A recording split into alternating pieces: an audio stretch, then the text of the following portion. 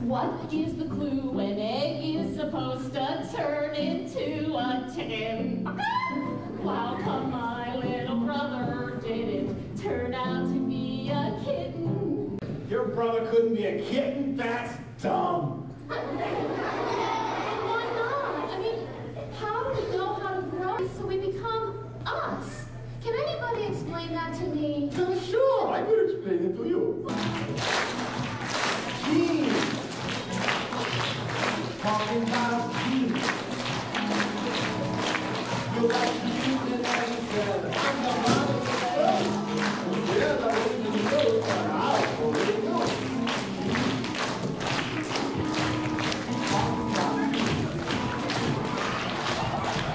But my brother's really tall, and I'm not so tall, and he's a boy, and I'm a girl, and I mean, we're the same in some ways, but different in others. That's right, that's because you don't have exactly the same genes. But we have exactly the same parents. Ah, okay. You each got half of your genes from your mother, and you each got half your genes from your father, but which genes you get is determined, well, by chance. Oh, so you mean it's kind of an accident which genes we get? Mm-hmm. A gift of life. What? Who's talking? Can you remember what it was like to be 1 second old? Well, I think I said something like, If my brother and I had exactly the same genes, would we look exactly alike? yes, you would. In fact, in that case, you'd be what we call identical twins. Oh. But then your brother couldn't be your brother anymore. My brother wouldn't be my brother. Nope. Well, what would he be? He would have to be your sister. Who's got brown eyes? Raise your hand if you have brown eyes. Okay, hands down. Who's got blue eyes? Okay, hands down. I've got gorgeous green eyes. Anybody else have green eyes like me? Oh. Okay, hands down. Now listen closely. Who's got orange eyes? No, I don't think so. How come nobody has orange eyes? Nobody has orange eyes because in people, there's no gene that makes the orange eye color. I love my earlobes.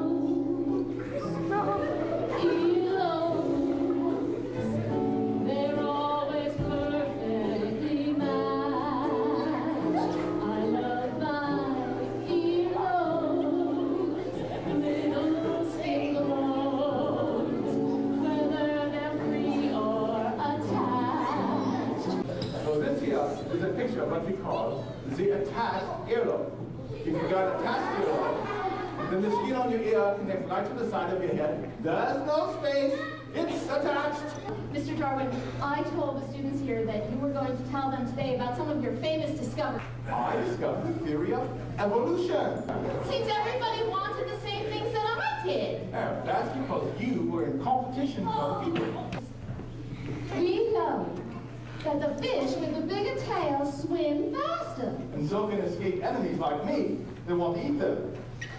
And so if the big fish with the bigger tails won't get caught as often as the fish with the little tails. Anything extra an animal has that helps it live longer is a big advantage.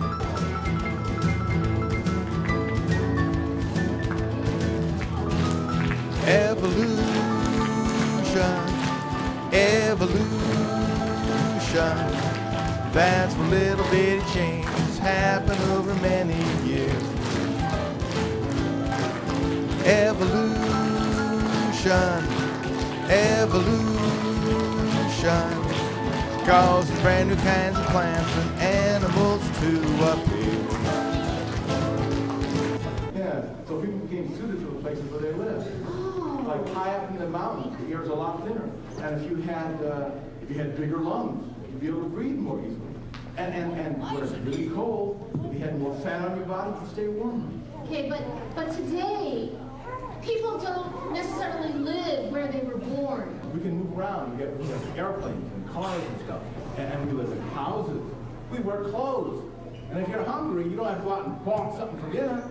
You can go to the grocery store or the refrigerator. So what your body is like physically is not so important to whether you live or die as it was long, long ago. I get it. Like, I could never be a sumo wrestler because I'm too thin. But I'm